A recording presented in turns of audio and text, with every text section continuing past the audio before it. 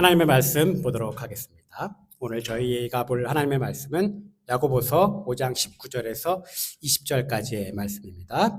드디어 야고보서 마지막 절입니다. 야고보서 5장 19절에서 20절까지의 말씀 우리 보도록 하겠습니다. 제가 읽어드리겠습니다.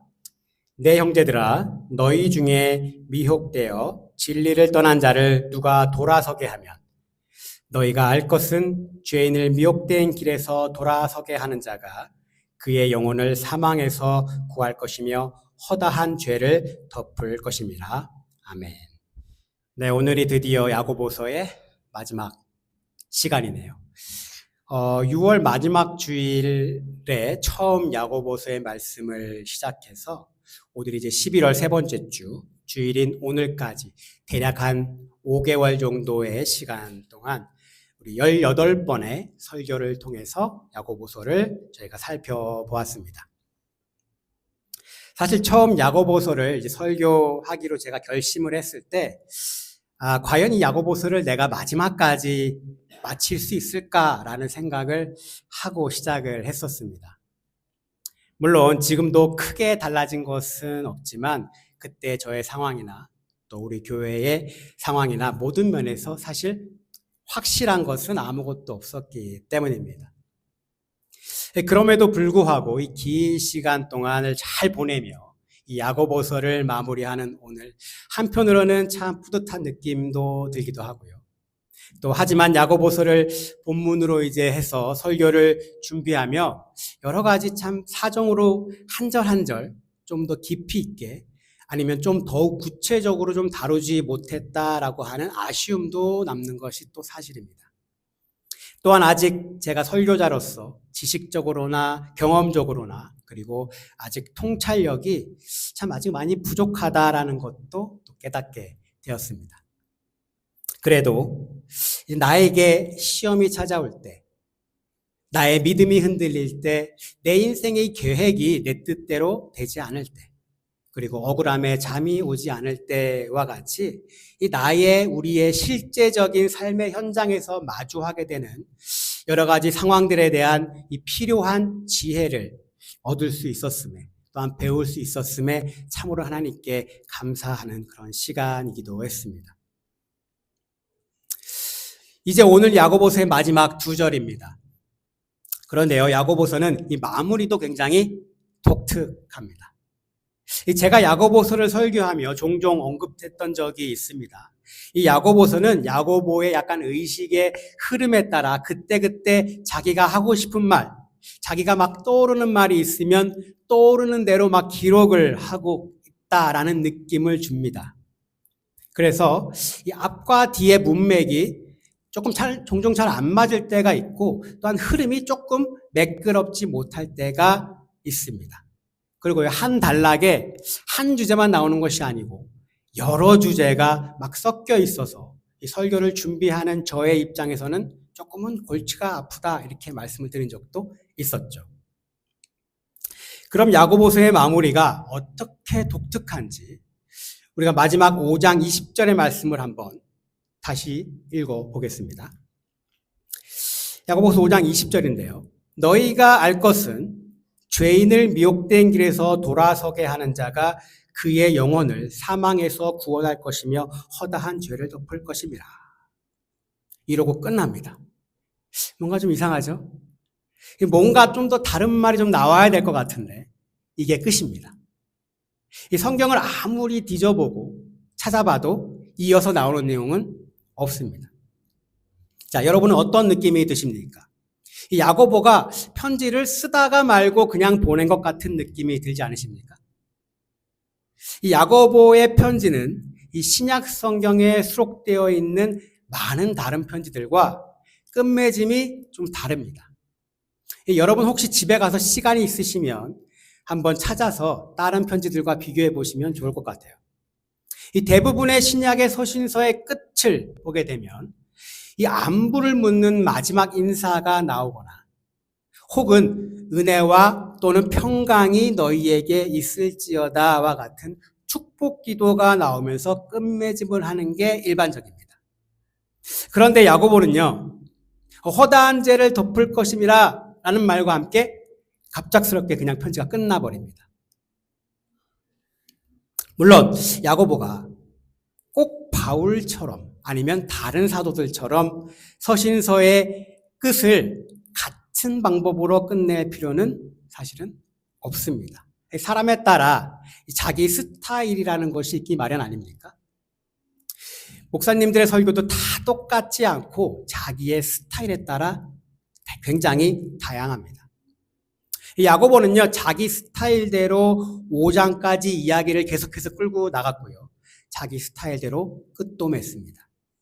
야고보는 바울과는 조금 다른 스타일의 사람이 아니었을까 아마 생각이 되어집니다.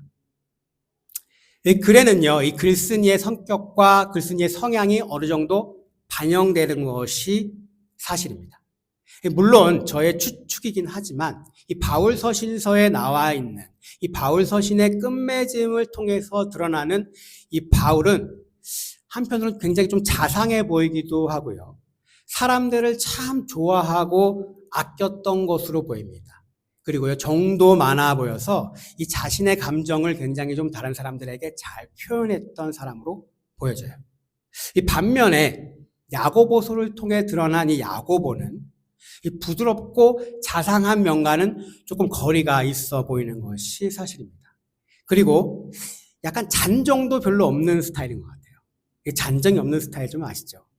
이 자기가 해야 할 말만 딱딱하고 이 조금은 쑥스럽고 낯간지러운 말들은 잘 하지 못하는 조금은 묵뚝뚝한 사람이 아니었을까 싶습니다. 물론 저는 실제로 바울과 야고보를 만난 적이 없기 때문에 100% 정확하다고 말할 수는 없을 것이니까 그 부분에 대해서는 염두에 두시기 바랍니다. 그러나 사람마다 생긴 것이 다 다른 것처럼 성격도 다 다르죠. 바울과 야고보도 마찬가지로 굉장히 많이 달랐을 겁니다. 그러나 한 가지는 확실히 같았을 것 같습니다. 그들의 마음의 표현 방식은 각기 달랐을지 모르지만 교회 공동체를 향한 그들의 사랑과 걱정하는 그 마음만큼은 분명히 둘 다 똑같았을 것이라 저는 확신은 합니다.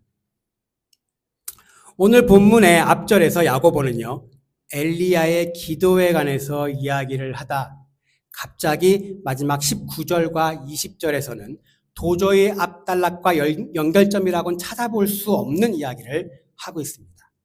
이 야고보의 생각을 100% 우리가 이해하기는 사실 어렵지만 저는 한 가지는 확실히 알 수 있을 것 같습니다. 그것은요, 바로 오늘 야고보서의 마지막 본문을 통해 분명 편지의 끝을 맺으면서 야고보가 반드시 그들에게 해야만 했던 가장 중요한 마지막 한마디가 아니었을까 생각합니다. 그러면 우리가 읽었지만 또 야고보의 마지막 권면을 다시 한번 보도록 하죠. 19절입니다. 내 형제들아, 너희 중에 미혹되어 진리를 떠난 자를 누가 돌아서게 하면 너희가 알 것은 죄인을 미혹된 길에서 돌아서게 하는 자가 그의 영혼을 사망에서 구원할 것이며 허다한 죄를 덮을 것입니다. 오늘 두 절에서 드러난 이 야고보의 마지막 권면의 핵심은 무엇이라고 생각하시나요? 돌아서게 하라. 바로 이게 핵심입니다. 누구를요? 19절에 보면요, 미혹되어 진리를 떠난 자. 그리고 20절에는 미혹된 길을 가는 죄인입니다. 그들을 돌아서게 하라라는 거죠. 물론 이 둘은요, 다른 사람들이 아닌 분명 같은 사람들입니다. 이들이 누구인지 확실하게 아는 사람은 이 편지를 기록한 야고보와 그리고 이 편지를 그 당시에 읽고 있었던 그 야고보서의 독자들 뿐입니다. 우리는 정확하게 알 수가 없죠. 그러나 지금 우리도요, 그들에 대한 한 가지 사실만큼은 확실하게 오늘 본문을 통해서 확인할 수 있습니다. 그 사실은요, 야고보가 말하는 이 총력을 기울여 돌아서게 해야 할 이 자들, 바로 이 자들은 불신자는 아니라는 겁니다. 불신자가 아니라는 거예요. 이 19절에서 야고보는요, 이렇게 시작합니다. 내 형제들아, 너희 중에 라고 말하며 오늘 권면을 시작하고 있죠. 네, 야고보가 돌아서게 하기를 원하는 자들은 한때는 예수님을 믿고 그 교회 공동체 안에 속해 있었던 그 믿는 자들을 말하는 겁니다. 신앙에 열심히 식어갔던 사람, 신앙을 잃어버린 사람, 혹은 신앙을 버리고 떠나간 사람들, 그 사람들을 오늘 말하는 겁니다. 이들이 도대체 무엇에 미혹되었는지는 사실 우리가 알 길이 없습니다. 이단에 의한 미혹일 수도 있겠죠. 혹은 세속적인 자기의 욕심과 욕망에 의한 것일 수도 있을 겁니다. 혹은 교회에서 사람에 의해 받은 그 상처, 그 마음을 이용하는 사탄에 의한 미혹일 수도 있을 겁니다. 그러나 여기서 중요한 것은 그들이 어떤 미혹을 받았느냐라는 것이 아닙니다. 이들은 현재 진리를 떠났다는 사실, 그게 중요한 거죠. 한때 신앙생활을 함께 했던 자들이 지금 교회를 떠나서 교회 담장 밖에 있다는 사실, 그게 중요한 겁니다. 그리고요, 이 야고보의 마지막 권면은 바로 이들을 다시 진리의 길로 돌아오게 하려는 교회 공동체의 노력이 필요하다, 이렇게 강조하고 있는 겁니다. 이 야고보의 마지막의 권면은 불신자들의 회심을 말하는 것이 아니라 기존 신자였던 자들의 믿음의 회복, 바로 그것이 오늘 야고보의 말씀의 핵심입니다. 여러분은 대부분 이렇게 주일 아침에 교회를 이렇게 찾아 나오실 때 주일이 되었다는 그 사실에 너무 마음이 설레고 말씀에 대한 갈증이 막 나서 영혼에 대한 목마름을 막 느끼며 교회에 빨리 가고 싶은 마음에 차를 열심히 몰아서 교회에 도착해 기쁜 마음으로 예배당에 막 뛰어들어와가지고 앉아서 막 예배 시간이 다가오는 게 막 설레고 가슴이 두근두근 막 이렇게 하신다면 심장에 문제가 있거나 건강에 이상이 있으신 거니까 빨리 병원에 가보시기 바랍니다. 이렇게 교회에 오는 분들이 아마 없을 겁니다. 그죠? 모든 교인들이요, 아마 오히려 어느 순간 정신을 차리고 보니 내가 또 교회에 앉아있네. 어느 순간 정신을 차려보니 내가 예배를 드리고 있네. 아마 그런 모습의 자신을 발견하고 있으실 겁니다. 우리들은요, 보통 주일 예배를 이렇게 나옵니다. 어찌되었든지 여러분들은 주일이면 그래도 습관적으로라도 하나님을 예배하러 교회 안에 들어오신다는 겁니다. 왜 그런가요? 예수 그리스도에 대한 믿음이 아직 내 안에서 작용하고 있기 때문이죠. 이 복음이 여전히 내 안에서 영향력을 발휘하고 있기 때문일 겁니다. 사랑하는 성도 여러분, 지금 한번 여러분의 일상의 주변을 한번 둘러보면 좋겠습니다. 여러분 주변에 예전에 나와 함께 예배했던 그 형제 자매 가운데 지금 교회의 예배의 자리에서 보이지 않는 이들이 혹시 있으십니까? 한때 한 교회에서 함께 신앙생활하며 교제하던 사람들 중에 여러 가지 이유로 인해 지금은 교회를 떠난 분들이 혹시 계십니까?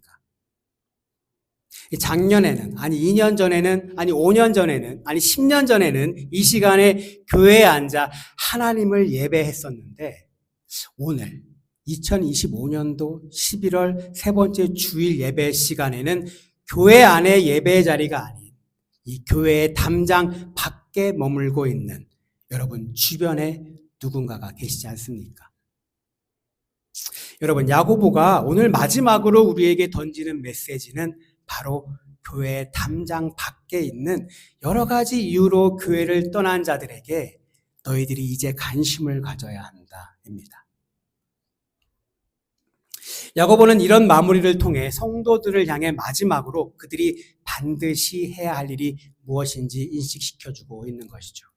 야고보는요, 이렇게 말하는 겁니다. 여러분, 교회의 기도와 관심이 한때 우리와 함께 신앙생활을 했던, 하지만 지금은 교회 담장 밖에 있는 자들을 향해야 합니다.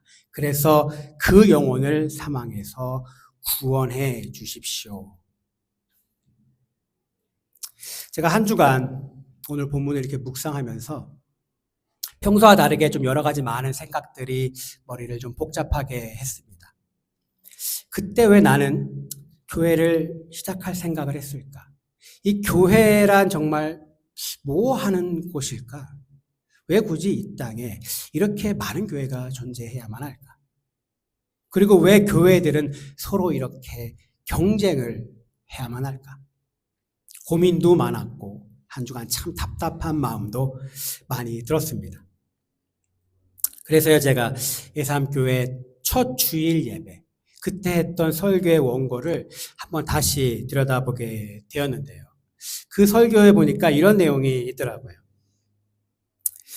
우리 교회를 통해 단 한 명이라도 예수 그리스도를 구주로 고백할 수 있다면, 교회 안에서 받은 여러 상처로 인해 교회를 떠나 있던 성도 한 명이라도 우리 교회를 통해 다시 교회 공동체로 돌아올 수만 있다면, 우리 교회를 통해 믿음을 잃었던 하나님의 귀한 단 한 명의 자녀가 다시 믿음을 회복할 수 있다면, 우리 교회를 통해 단 한 명이라도 하나님의 예배하는 기쁨을 다시 찾을 수 있다면, 그렇다면 우리 교회는 절대 실패한 것이 아니라 하나님이 부르신 그 부르심의 표대를 향하여 충실히 달려간 하나님의 기쁨이 되는 교회일 것입니다. 라고 적힌 부분을 제가 발견하게 됐습니다. 이 예삼교회를 시작하며 바로 여기 예배의 자리가 이런 사람들로 채워지면 좋겠다라는 생각을 제가 했었던 것 같습니다. 시간이 지나서 제가 잊어버리고 있었지만 제가 이런 고백을 했던 기억이 다시 새롭게 떠오르더라고요. 이 하나님께서 저에게 이 길도 잘 모르는 이 카마스 지역에, 내비게이션 없으면 어디 다닐 수도 없는 이 지역에 예배를 시작할 수 있는 기회를 주신 것은 이 주변에 혹시 진리를 떠나, 예전에는 신앙인이었지만 지금은 진리를 떠나 있는 그런 사람들이 다시 예배의 자리로 나올 수 있도록 하기 위함이 아니었을까라는 생각을 했던 것 같습니다. 목사와 교인들에 의한 상처와 실망으로, 혹은 세속적인 자신의 욕망과 욕심으로, 그 미혹으로 인해 지금은 교회의 담장 밖에 있지만 다시 예배를 드리고자 하는 자들에게 언제든지 열려있는 교회, 꼭 교회에 등록을 하지 않아도, 하나님께 드릴 예물이 비록 없더라도, 사람들과 내키지 않는 교제를 굳이 하지 않아도, 예배 드리는 것 외에 어떠한 심리적 부담도 주지 않는 그런 교회, 아마 여기가 그런 예배의 자리가 되었으면 좋겠다라고 생각했었습니다. 사랑하는 성도 여러분, 여러분은 여러분이 생각하는 건강하고 그리고 아름다운 교회의 공동체는 어떤 모습인가요? 화면에 그림이 하나 보이시죠? 무슨 그림인가요? 그 글자가 잘 혹시 보이시나요?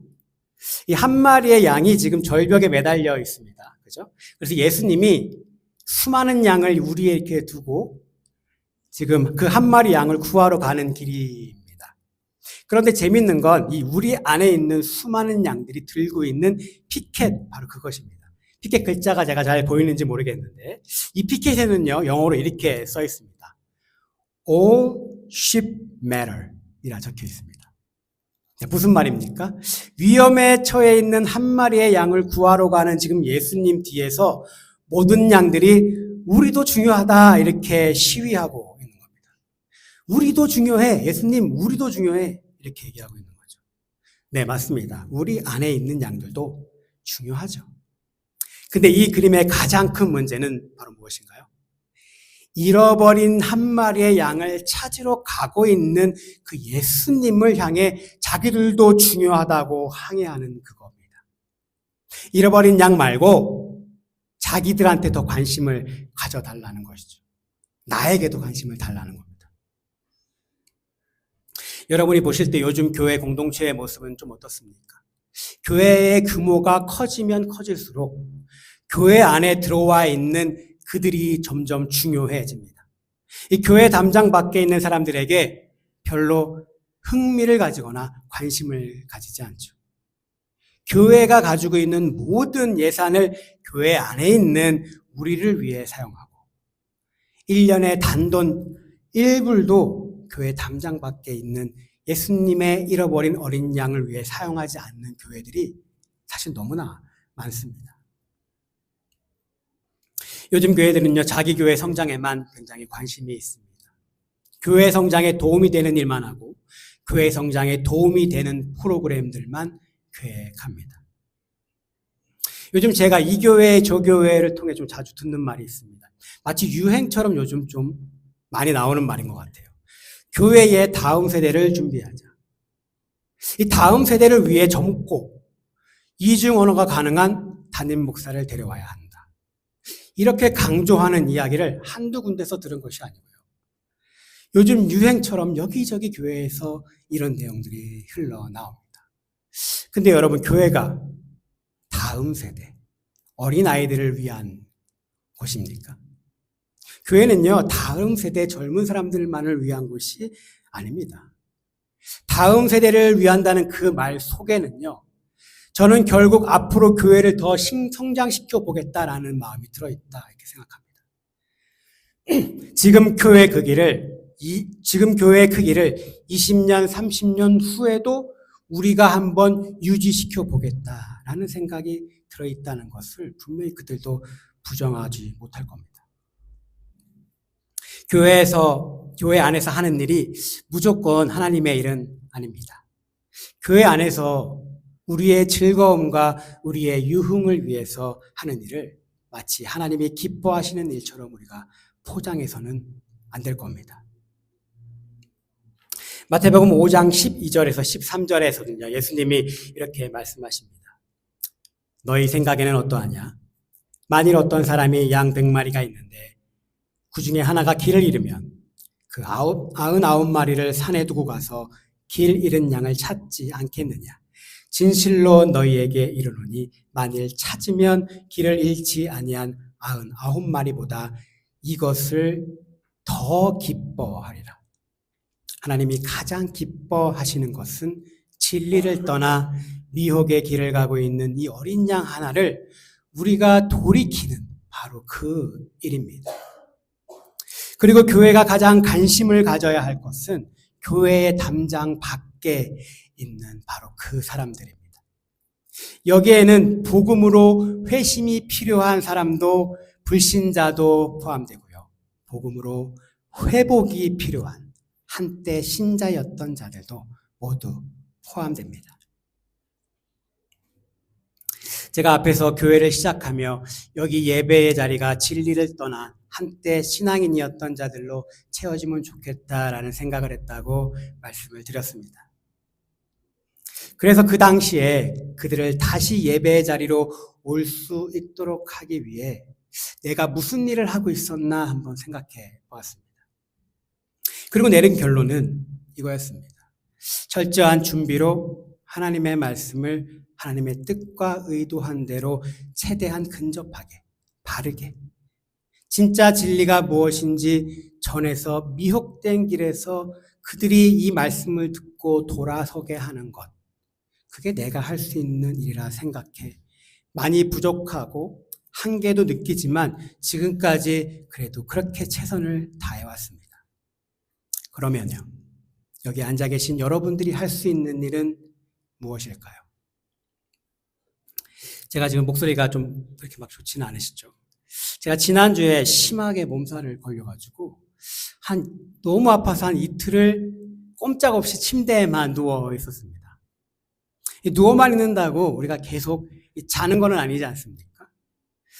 그러니까 눈 뜨고 누워 있을 때 하나의 드라마를 제가 좀 보게 됐는데요. 이 폭군의 셰프라고 하는 이 한국 드라마를 보게 되었습니다. 혹시 보신 분 계시나요? 재밌는데 나중에 한번 꼭 보십시오. 이 드라마가 어떤 내용이냐면요, 2025년도를 살아가는 이 한국의 미슐랭 3스타 이 요리사가 갑자기 조선시대로 타임슬립을 하면서 벌어지게 되는 그런 이야기입니다. 이 다양한 요리도 나오고요, 굉장히 웃기기도 하고, 그리고 로맨스도 있고 볼거리가 많은 드라마였는데요. 제가 그 드라마를 이틀 동안 쭉 보면서 한 가지 점을 좀 주목하게 됐습니다. 이 드라마의 주인공인 이 요리사가요, 아주 선한 사람입니다. 굉장히 착한 사람이에요. 그런데 드라마가 진행될수록 그가 보여주는 그 선한 행위와 행동들이 함께 일하는 모든 수락관 사람들을 다 선하게 만들게 되었고요. 심지어 그 주인공이었던 폭군이었던 왕까지도 선한 성품을 가진 성군으로 변화되게 만들게 됩니다. 이 그녀의 선한 모습과 선한 영향력이 그녀의 주변에 있는 모두를 차츰차츰 선하게 만들어가는 그 장면이 저에게 굉장히 인상적이었습니다. 이 복음대로 살아가는 이 그리스도인의 선한 영향력, 분명 사람을 변화시키는 능력이 있음을 저는 믿습니다. 이 특별히 믿음을 가진 자들이 또 다른 믿음을 가진 자들에게 끼치는 선한 영향력은요, 그래, 나도 믿는 자지만 정말 믿는 자라면 바로 저런 모습이어야 돼 라는 생각을 들게 합니다. 그래서 스스로 그분의 모습을 따라 살려고 하는 그런 동기부여가 되는 것이 사실입니다. 이 그리스도인인 우리의 모습과 행위를 통해서 뿜어내는 바로 예수님의 향기가 이 선한 영향력이 되어 주변을 변화시키는 능력이 있음을 저는 믿습니다. 그리고 이 선한 영향력이 진리를 떠난 자들을 돌이키게 하는 어떤 다른 것보다도 가장 강한 능력이 됨을 또한 믿습니다. 이 목사로서의 선한 영향력은 목사로 인해 실망하고 상처받아 교회를 떠난 자들을 돌이킬 수 있는 힘이 있고요. 성도로서의 선한 영향력은 교회 안에 혹시 사람으로 인해 아픔으로 교회를 떠난 자들을 다시 돌아오게 할 수 있는 힘이 있음을 저는 확신합니다. 그럼 어떻게 하면 교회 담장 밖에 있는 모든 사람들에게 선한 영향력을 끼칠 수 있을까요?